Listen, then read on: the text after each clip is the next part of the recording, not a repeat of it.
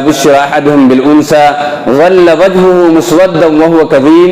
زمانے جاہلیت میں ہوتا تھا کہ بچیوں کی خبر سنتے ہی باپ پریشان ہو جاتا تھا, منہ چھپائے پھرتا تھا, منہ کالا سیاہ پڑ جاتا تھا اور یہ سوچتا تھا کہ اسی ذلت کے ساتھ زندگی گزاریں کہ جلدی سے لے جا کر بچی کو دفن کر دیں یا جلا دیں, اور ایسے ہی کام کرتے تھے وہ لوگ. اور آج کی دنیا جلاتی تو نہیں ہے, درگور تو نہیں کرتی ہے, لیکن میرے محترم بزرگ دوستو, دنیا کے اندر دوسرے اعتبار سے بچیوں کو, عورتوں کو نیچا دکھانا, ان کو ذلیل کرنا, خاص طور سے ان کی تعلیم و تربیت پر فکر نہ لینا. جس طرح سے ہم اپنے بچوں کے لیے فکر لیتے ہیں, ان کی صحت کا, ان کی تعلیم کا, ان کی تربیت کا, ان کے اچھا رہنے کا, ان کے خوش رہنے کا, ایسے ہی اپنی بچیوں کے لیے بھی ہمیں کرنا ہے. قرآن اس بات کی درس دیتا ہے, قرآن اس بات کا حکم دیتا ہے اور قرآن اس کا نقشہ کھینچتا ہے. زمانہ جاہلیت میں جب کسی کو کہا جاتا تیرے گھر میں بچی ہوئی تمہاری, مبارک ہو, تو وہ کیا کرتا تھا؟ قرآن کہتا ہے ظل وجہہ مسودا, اس کا چہرہ بن جاتا تھا, کالا پڑ جاتا تھا. یتوارا من القوم, وہ لوگوں سے چھپتا پھرتا تھا کہ لوگ تانے دیں گے کہ تمہاری گھر میں بچی پیدا ہوئی ہے, کیونکہ بچی کو, عورت کو اس وقت شیطان کا نمائندہ سمجھا جاتا تھا, ذلیل و خوار مخلوق سمجھا جاتا تھا, تو وہ منہ چھپائے پھرتا تھا. ایمسکہ علی ہون, وہ دل میں سوچتا تھا کہ اسی ذلت کے ساتھ زندگی گزاریں یا پھر ام یدسہ فی التراب, یا اسے مٹی کے اندر دفن کر دیں, زندہ جلا دیں یا زندہ درگور کر دیں. وہ یہ سوچتا تھا. الا ساء ما یحکمون, قرآن کہتا ہے کتنا برا فیصلہ ہے جو وہ سوچتے تھے, جو وہ کرتے تھے. یہب لمن یشاء اناثا ویہب لمن یشاء الذکور, اللہ جسے چاہتے ہیں بیٹا دیتا ہے, اللہ جسے چاہتے ہیں بیٹی عطا فرماتے, اور اللہ چاہیں گے تو دونوں کو بیٹے بیٹی دونوں دیں گے, اور جسے چاہیں گے ویجعل من یشاء عقیما, اللہ جسے چاہتا ہے اسے بانجھ رکھتا ہے, یعنی بغیر اولاد کے. بعض دفعہ ایسا ہوتا ہے عورت کے اندر بچہ پیدا کرنے کی صلاحیت ہے, لیکن وہ چیز مرد میں اللہ نے نہیں رکھا. اور آج تو کچھ بہادر قسم کے لوگ ہیں جو یہ کہتے ہیں کہ اب گھر میں اولاد نہیں ہے تمہیں طلاق دے دوں گا. عورت کا کیا قصور ہے؟ اللہ خود کہتا ہے بیٹا اور بیٹی دینے کا مکمل قدرت مجھے ہے. کتنے ایسے مالدار ہیں جو اولاد کے دولت سے محروم ہیں, اور کتنے ایسے غریب ہیں جنہیں دو روٹی کھانے کے لیے نہیں ہے, گھروں کے اندر اولاد کی دولت سے مالا مال ہیں. وہ یہ کس کی قدرت ہے؟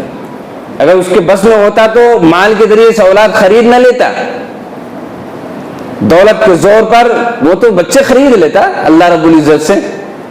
لیکن اللہ نے کہہ دیا کہ یہ میں نے اپنی قبضے میں رکھا ہوا ہے, اس میں تمہیں کوئی فیصلہ نہیں کرنا ہے. بعض بہادر قسم کے لوگ تو یہ کہتے ہیں کہ 2 بیٹی پیدا ہوگی, تیسری بھی بیٹی ہو گئی, اگر چوتھی بیٹی ہوئی تو میں تجھے طلاق دے دوں گا. اس میں عورت کا کیا قصور ہے؟ اس طرح کے بہادر بھی مسلمانوں کے معاشرے میں موجود ہیں. قانون میں یہ بات آتی ہے, جب میں کہہ رہا ہوں ایسے نہیں, شکایتیں آتی ہیں مردوں کو سمجھانے کے لیے. اب بیوی کا اس میں کیا قصور ہے؟ اب وہ کہاں سے بچہ لائے گی؟ میرے محترم بزرگ دوستو, جو اللہ پکار کر کہہ رہا ہو بیٹا میں دیتا ہوں, بیٹیاں میں دیتا ہوں, مجھے معلوم ہے کسے کیا دینا ہے, کس کے لیے کون سا بہتر ہے, اور مجھے معلوم ہے کسے نہ دینے میں بہتری ہے. اس لیے میرے محترم بزرگ دوستو, چاہے بیٹا ہو یا بیٹی ہو, اولاد اللہ کی طرف سے بہترین نعمت. خاص طور سے جس گھر میں بیٹیاں ہوں, حدیث کے اندر آتا ہے وہ گھر رحمتی رحمت ہے. وہ گھر کیا ہے؟ رحمتی رحمت ہے. پہلے زمانے میں بیٹیوں کو مایوس سمجھا جاتا تھا, لیکن آج بھی ہمارے علاقے میں تو الحمدللہ کم ہے, لیکن بعض علاقوں میں بہت زیادہ بیٹیوں کو مایوس سمجھا جاتا ہے, آج سمجھا جاتا ہے. اور جہاں بیٹے پیدا ہوں تو لوگ فخر سے کرتے ہیں ماشاءاللہ اب تو 10 لاکھ آئے گا, 20 لاکھ آئے گا. تو اللہ نے جب صلاحیت دی ہے, بدن میں طاقت دی ہے, ہاتھ پاؤں دیا ہے, تو کماؤ, کما کر بیوی کو پالو, اس کا نان و نفقہ دو.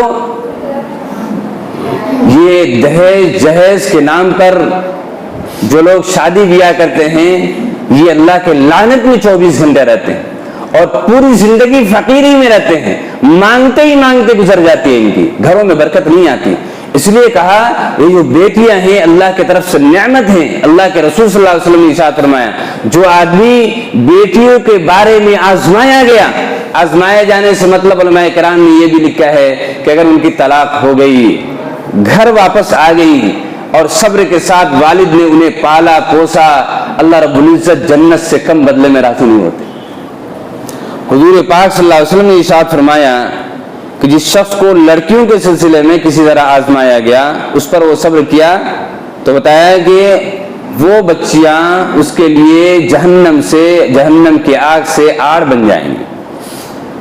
حضور پاک صلی اللہ علیہ وسلم فرمایا جو شخص 3 بیٹیوں یا 3 بہنوں کی کفالت کرتا ہے، ہاں یہ بہنوں کا بھی، لوگ یہ سمجھتے ہیں بہنوں کا کوئی حصہ نہیں، اور علماء کرام نے لکھا ہے کہ اپنی بہنوں پر رحم کرے، ماں کی طرح سے رحم کرنے کا ثواب ملے گا. بعض لوگ تو ایسے ہی چھوڑ دے، شادی ہو گئی بس کہانی ختم. کیا باپ ہوتا ماں ہوتی تو اسے نہیں بلاتی؟ تو کہا بہنوں کو پالنے میں، ان کو دیکھنے میں، ان کو نان و نفقہ دینے میں، ان کے کھانا کپڑا، ان کے مزاج کم سے کم بلا نہیں سکتے، فون پر تو خیر خیریت پوچھو بہن کیسی ہے، کچھ عید کے موقع سے ہدیہ تحفہ بھیج دو، اس بہن کے دل سے جو دعائیں ملے گی. میرے محترم بزرگو دوستو، خود سارا ختم کرا کے اور پاکی کرا کے اور میلاد کرا کے جو ثواب نہیں ملے گا، بہنوں کی خدمت سے آپ کو وہ ثواب ملے گا. یہ اللہ کی طرف سے رحمت ہے. اللہ کے نبی نے ارشاد فرمایا جو 2 بہنوں یا بیٹیوں کی کفالت کرتا ہے، آپ صلی اللہ علیہ وسلم فرماتے ہیں کہ اس کے لیے جنت واجب ہے. پیارے نبی صلی اللہ علیہ وسلم فرمایا جو شخص یہ رکھتا ہے اللہ کی نصرت برکت اس کی بخششیں اس کے لیے شامل حال رہتی. بچی کتنی بڑی دولت ہے، بہنیں کتنی بڑی دولت ہے ہمارے لیے. آج تو یہ حالت ہے جو فرائض ہے ان کے لیے باپ کے حصے میں جو آپ کو ملا ہے بھائیوں کو، اس میں سے دینے کے لیے تیار نہیں. یہ جہنم کے ایندھن لے کے پالتے ہیں، کل قیامت کے روز میں ان کی بخشش نہیں ہے. یہ کہنا کہ باپ نے اپنی پراپرٹی سے جہیز دے دیا تھا، میرے محترم دوستو یہ نہایت ہی کمزور عذر ہے، قیامت کے دن بخشش نہیں ہے. عبداللہ بن مسعود رضی اللہ تعالیٰ عنہ کہتے ہیں کہ رسول اللہ صلی اللہ علیہ وسلم فرمایا جس نے 3 بچیوں کو، لڑکے ہوں یا لڑکیاں، بطور ذخیرہ آخرت آگے بھیج دیا ہو اور وہ بالغ ہونے سے پہلے یعنی اس دنیا سے چلے گئے ہوں، کہا کہ اس کے لیے وہ بچے بچیاں جہنم سے بچاوے کے لیے مضبوط قلعہ ہے. پیارے آقا صلی اللہ علیہ وسلم نے ارشاد فرمایا جس کے گھر لڑکی ہو پھر بھی اسے نہ زندہ درگور کرے، نہ اس کی توہین کرے، اور لڑکی ہونے کے ناطے ہر وقت تانا نہ دے، ملامت نہ کرے، اور نہ لڑکے کو اس پر ترجیح دے، اللہ تعالیٰ اسے جنت میں داخل فرمائیں گے. رسول اللہ صلی اللہ علیہ وسلم کے زمانے میں ایک صحابی نے اپنا عبرتناک واقعہ بیان فرمایا. ایک شخص نے نبی صلی اللہ علیہ وسلم کے پاس آ کر کہا اور اپنے زمانے کفر کا دردناک واقعہ بیان کیا. اس نے کہا میری ایک بیٹی تھی جو مجھ سے بہت مانوس تھی، جب میں اس کو پکارتا تو دوڑی دوڑی میرے پاس آتی تھی.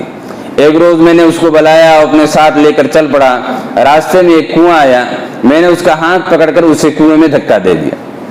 آخری آواز جو اس کی میرے کانوں میں آئی وہ تھی ہائے ابا ہائے ابا. یہ سن کر رسول اللہ صلی اللہ علیہ وسلم رون دیے اور آپ کے آنسو بہنے لگے. حاضرین میں سے ایک نے کہا کہ اے شخص تو نے حضرت صلی اللہ علیہ وسلم کو غمگین کر دیا. حضور صلی اللہ علیہ وسلم فرمایا اے اسے مت روکو، جس چیز کا اسے سخت احساس ہے اس کے بارے میں اسے سوال کرنے دو. پھر آپ صلی اللہ علیہ وسلم نے اسے فرمایا اپنا قصہ پھر بیان کرو. اس نے دوبارہ اسے بیان کیا اور آپ اس قدر روئے کہ آپ کی داڑھی آنسو سے تر ہو گئی یعنی بھیگ گئی. اس کے بعد آپ صلی اللہ علیہ وسلم فرمایا کہ جاہلیت میں جو کچھ ہو گیا اللہ تعالیٰ نے اسے معاف کر دیا، اب نئی سرے سے اپنی زندگی کی شروعات کرو. نبی اکرم صلی اللہ علیہ وسلم اپنی تمام بیٹیوں سے بے پناہ محبت کرتے تھے. آپ کی 3 صاحبزادیاں حضرت زینب رضی اللہ تعالی عنہ، حضرت رقیہ رضی اللہ تعالی عنہ اور حضرت ام کلثوم رضی اللہ تعالی عنہ تو آپ کے سامنے دنیا سے رخصت فرما گئیں، لیکن حضرت فاطمہ رضی اللہ تعالی عنہ آپ کی زندگی کی آخری سانس تک آپ کے ساتھ تھی اور موجود تھی. اس لیے ان کے ساتھ آپ کی محبت کی مثالیں بہت سی روایتوں میں آتا ہے. ام المؤمنین حضرت عائشہ صدیقہ رضی اللہ تعالیٰ عنہ کی ایک روایت ہے، حضرت عائشہ فرماتی ہیں کہ میں نے فاطمہ الزہرا سے زیادہ کسی کو شکل و صورت، سیرت و عادت، چال ڈھال میں رسول اللہ صلی اللہ علیہ وسلم کے ساتھ مشابہ نہیں دیکھا. یعنی ہم شکل تھی آپ صلی اللہ علیہ وسلم، بات چیت، بولنے، چلنے پھرنے میں. جب وہ حضور صلی اللہ علیہ وسلم کے پاس آتی تو آپ جوش محبت سے کھڑے ہو جاتے، کھڑے ہو کر استقبال کرتے، ان کی طرف ہاتھ بڑھاتے، آگے بڑھ کر دوڑ کر جا کر ہاتھ پکڑتے تھے، ان کا ہاتھ اپنے دست مبارک پر ایسے پکڑ لیتے تھے، ایسے، اور ان کو چومتے تھے، بوسہ لیتے تھے، اپنی جگہ سے اٹھ کر ان کو بٹھاتے تھے. جب آپ صلی اللہ علیہ وسلم حضرت فاطمہ کے گھر تشریف لے جاتے تو وہ بھی آپ کے لیے کھڑی ہو جاتی،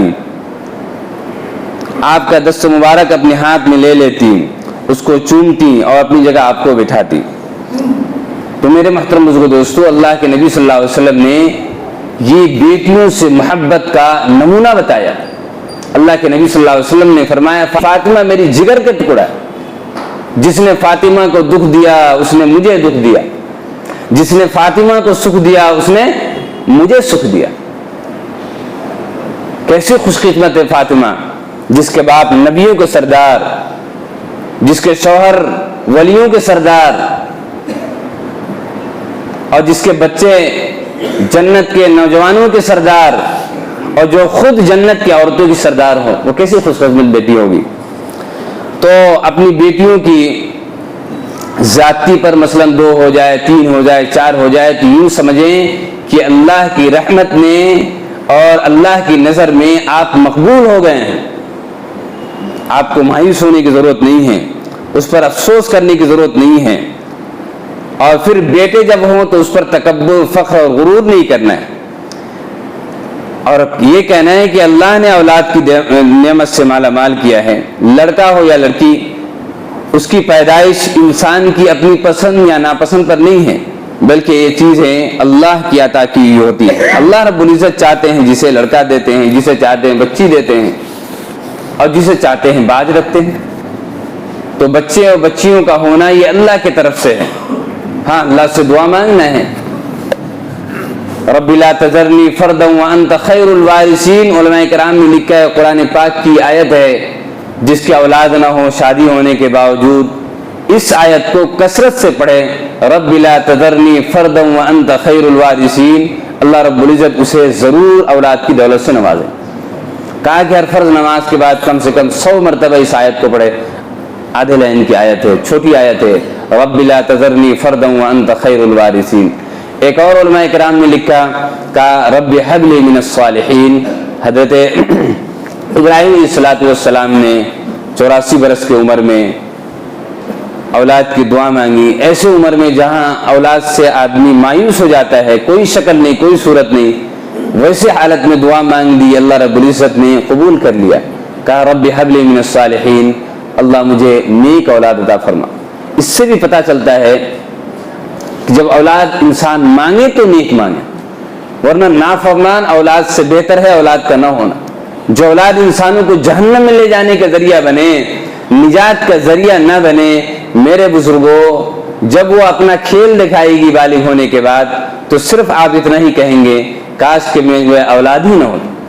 آج ماں باپ بد دعائیں کرتے ہیں، ان کی تعلیم و تربیت کی فکر نہیں لیتے ہیں، سنجیدگی کے ساتھ ان کے دین کی فکر نہیں کرتے ہیں. جب یہ بڑی ہو کر نافرمانی کرتی ہے، خود ان کے گریبان میں ہاتھ ڈالتی ہے، تو میرے محترم بزرگ دوستو اس کے حق میں بد دعائیں نکالتے ہیں، پھر لعنت برساتے ہیں. میرے محترم بزرگ دوستو، کبھی بھی اولاد کے حق میں بد دعائیں نہیں نکالنی، جانے انجانے میں بھی نہیں نکالنی چاہیے.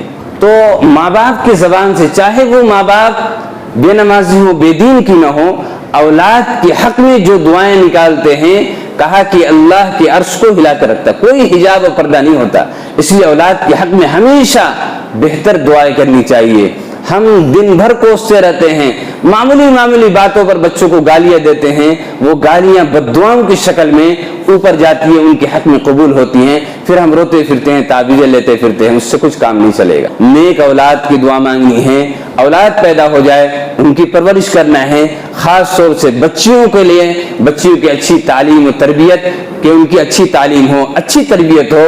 بزرگوں نے یہ کہا بچی پڑھے گی تو خاندان پڑھے گا، مرد پڑھے گا تو فرد پڑھے گا، یعنی ایک آدمی پڑھے گا، اور عورت پڑھے گی، بچی پڑھے گی، پورا خاندان پڑھ لے گا، کیونکہ یہ بچی کل جا کر ماں بنے گی، یہ جا کر بہو بنے گی، یہ جا کر ساس بنے گی، پورا خاندان اس کے ہاتھ میں ہوگا، یہ دیندار ہوگی، پورا گھرانہ دیندار ہوگا۔ اللہ ان باتوں پر عمل کی توفیق عطا فرمائے، آمین وآخر دعوانا۔